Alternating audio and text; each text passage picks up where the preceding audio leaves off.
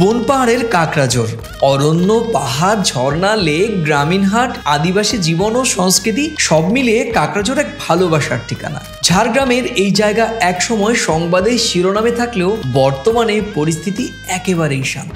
গ্রামের মানুষদের জীবনযাত্রা বদলেছে অনেকটাই, সময় বদলে দিয়েছে মানুষগুলোকে, সাথে আরো সজীব, আরো প্রাণবন্ত হয়ে উঠেছে।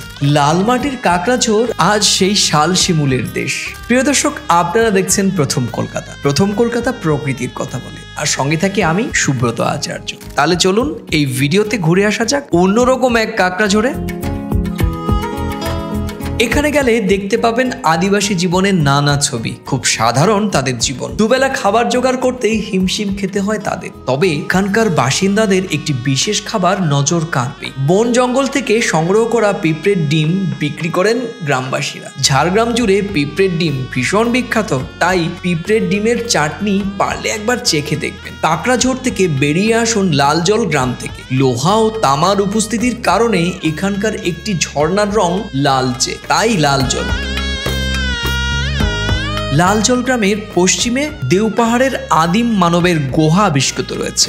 গুহার মধ্যকার দেয়ালে সেই আদিম মানুষের খোদাই করা সব ছবি দেখতে পাওয়া যায়। সেই গুহায় ঢুকতে হয় হামাগুড়ি দিয়ে। পারলে ঘুরে আসুন সেই গুহা থেকেও। লালজল থেকে যেতে পারেন শিমুল পাল, পাথর শিল্পীদের গ্রাম এটি। এছাড়াও জঙ্গলে ঘেরা খান্দারানী জলাধার ও তার চারপাশে প্রাকৃতিক সৌন্দর্য মন ভালো করে দেবে। নানা প্রজাতির পাখির দেখা মিলবে খান্দারানী জলাধারে। এক পাশে সবুজে ঘেরা জঙ্গল, তো অন্য প্রান্তে উঁচু পাহাড়। কাকড়াঝোড়ে হাতিও দেখা যায় মাঝে মধ্যে। আবার গ্রামের ভেতরের দিকে একটু গেলে দেখতে পাবেন ময়ূরও। ঝাড়গ্রাম থেকে কাকড়াঝোড় 61 কিলোমিটার। আপনি চাইলে ঝাড়গ্রাম থেকে সোজা বেলপাহাড়ি আগে যেতে পারেন। সেখান থেকে কাকড়াঝোড় মাত্র 22 কিলোমিটার। দুপাশের জঙ্গল মাঝ দিয়ে রাস্তা চলে গিয়েছে কাকড়াঝোড়ের উদ্দেশ্যে। ঝাড়গ্রাম পেরিয়ে গাড়িতে কাকড়াঝোড় আসা যায়, তবে অন্তত একটা দিন কাকড়াঝোড়ে থাকুন, তবেই প্রকৃতিকে কাছ থেকে চিনতে পারবেন। বর্ষায় সবসময় বেলপাহাড়িকে আরো সুন্দর দেখায়। মেঘে ঢাকা আকাশের নিচে